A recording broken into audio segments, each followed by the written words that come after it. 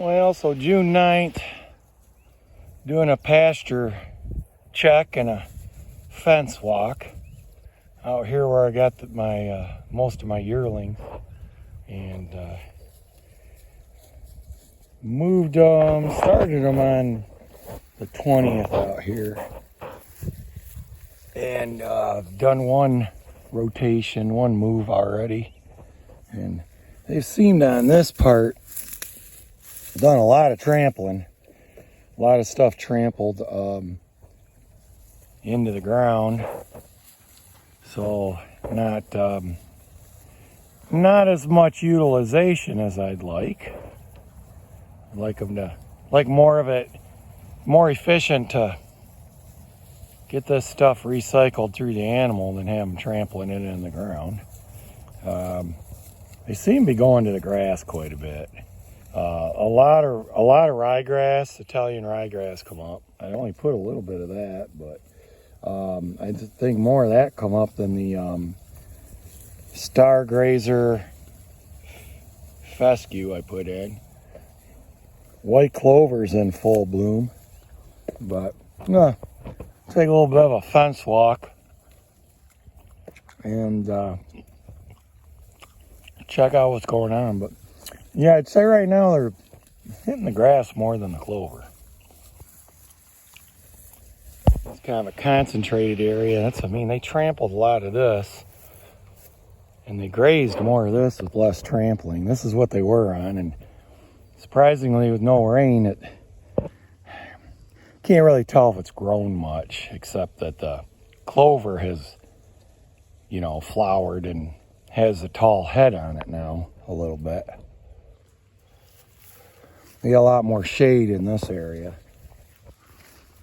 So, done with hay for a few days because we got some rain coming. So, good time to get in and do some pasture walking. And it's interesting, they will graze. So the black whiteface seems to be browsing on grapevine, wild grape.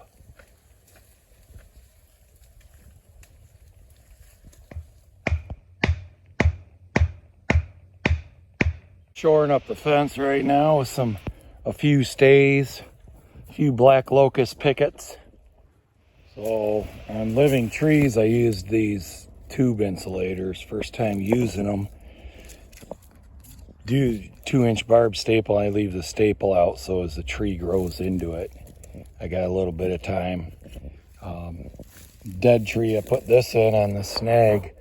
But these just seemed a lot faster, But these, on a live tree, as the tree grows out, they bust them. You can put them on, some people put them on boards I've seen on live trees. It just takes a long time. I was trying to get this acreage fenced fast. Tube insulators, you got to put them on first.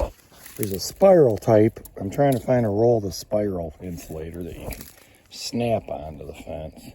I haven't located any of those yet. I haven't never tried them. Watering hole is working out fantastic. A little bit of haze up there, but I think that's just humidity.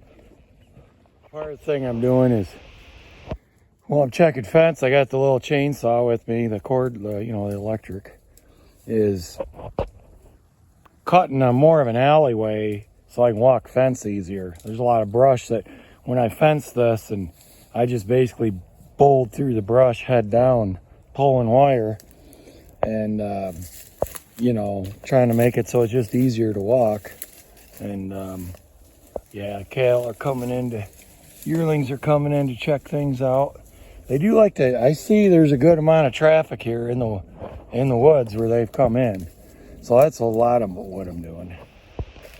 So at the corners, a lot of times I use these U or horseshoe porcelain insulators.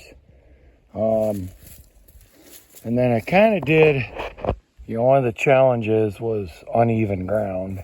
So where I had a dip, I either, like here I got a suspended fence stay. The fence is holding it up, but having that stay kind of keeps the wires apart, kind of spread them out. So kind of lowered some of these wires. And even here, what I gotta do is I'm gonna lower that and hit that with the fence tool and twist it. You know, put that a little bit lower if I need to, but actually I don't need to. It's, you know, it's no higher than knee high, that bottom wire. And as I started going through the woods to amplify the effect, I went more to 4 wires on most of it. Is I have a 3-dimensional effect. So there's the offset here, and cattle have pretty poor depth perception. And, you know, you look at that, I don't think they're going to be less testy to even really conceive of trying to go through or over the fence or anything like that, because they don't like, you know, they don't like the distance. I got the idea years ago, and I used to grow a few acres of sweet corn for market. I looked on the Gallagher website, and they had how they defend food plots, and they'll have 2 sets of like poly wire and poly tape, like about 3 foot apart, about 3 foot high. I think the inner fence is like about 3 foot high, and the outer one has 2 wires, like something like about knee high, and the other one about hip high. And they don't like the width. And if you put it up before everything starts getting ripe, they do not go over it. They don't go through it at all. So it really worked. And I go, well, why can't I? Might as well, you know, being I'm weaving in and out of stuff, why not? Why go straight up and down, you know, if I don't have to? You know, this might have the effect of having 6 wires for all I know. I don't know, they say the U insulators are stronger than the donuts. I don't know. I know this uneven ground, you know. So I got this low on that tree. So not to be real high in that dip. But then, geez, it's about right at ground level up here. So,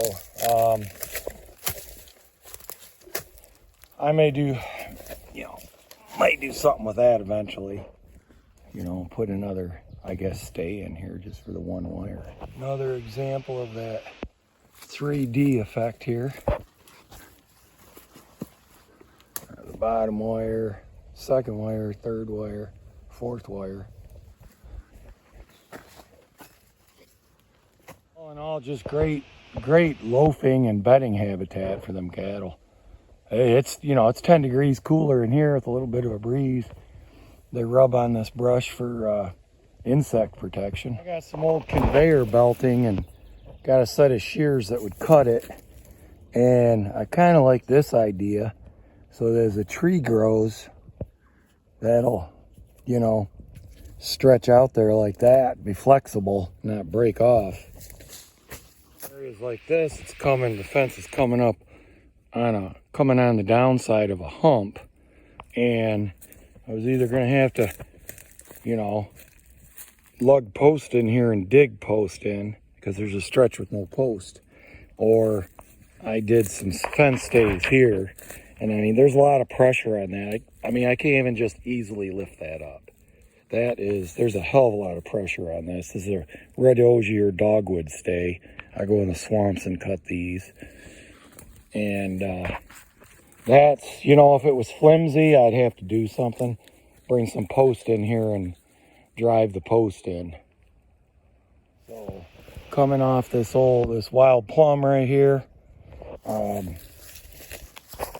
See that 3-dimensional effect. I got a stay right here, and that helps spread. This one's suspended. The wire is suspending it because remember, this high tensile wire fence is really a suspension fence is what it is. So if I didn't have this though, these wires would be, the spacing would be, they'd want to pull down a little bit closer together. And you wouldn't have this good staged effect here of the 4 3-dimensional wire. And I started doing that because these are yearlings. I wanted them to really kind of in more of a remote area. Didn't want anybody, wanted them to respect the fence a lot more. Well, this is interesting. I was just talking to my buddy Joe, who I farmed with the other day, about this. Wild strawberry.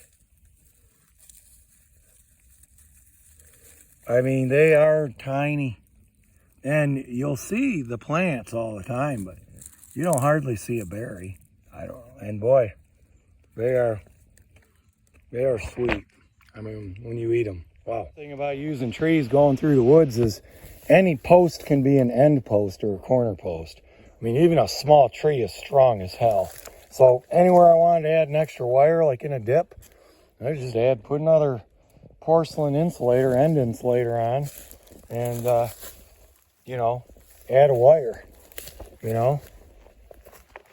So here's another, and again, to get the fence spread, put in a stay, and that really, boy, that tightens it up a little bit. A lot of these, I'm going to cut this top off. I noticed, try to have the top of the fence stay kind of cut about a little bit above the fence. It can have the effect of this extra weight of tipping the fence. Good thing I checked this out. That snag happened to fall right on the fence. Look at that. That snag off.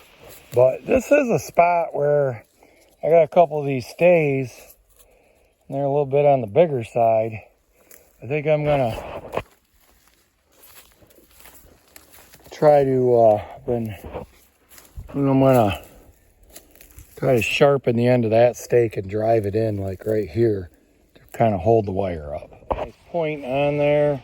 I'll see if I can use a piece of wood I cut off of it as a hammer.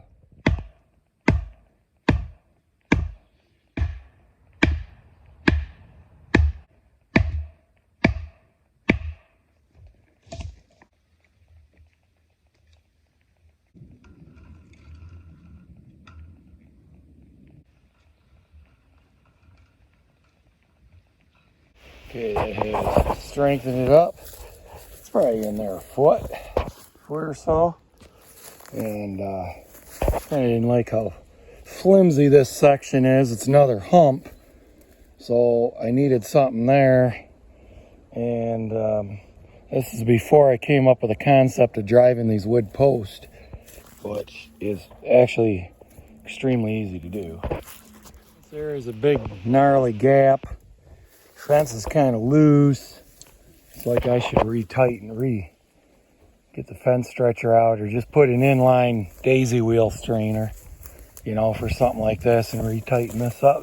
Well, this is what really draws your fence down, is the succulent green vegetation right there. That's getting burned back.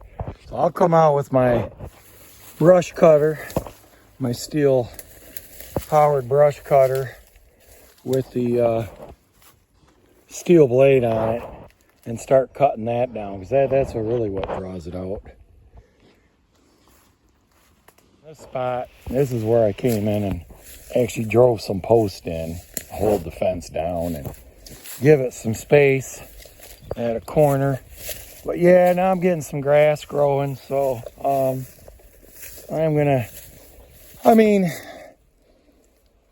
it could take a lot of load, obviously, of grass, but you know, it's when it's raining, which it's not right now, it'll draw it down. But yeah, so I pounded a couple posts in here, and I liked how that worked.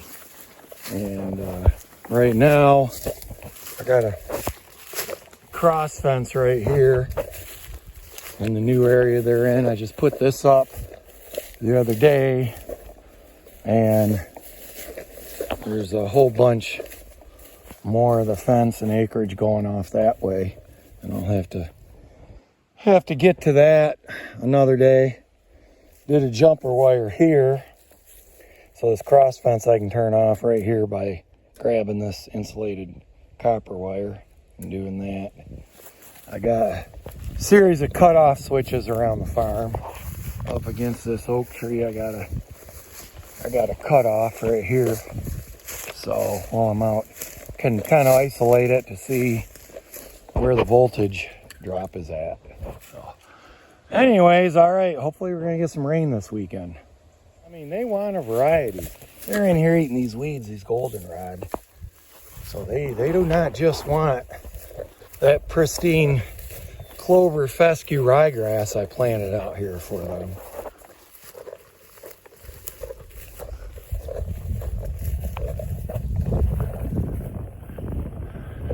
And I noticed they're not always in the woods. They are right out in the open.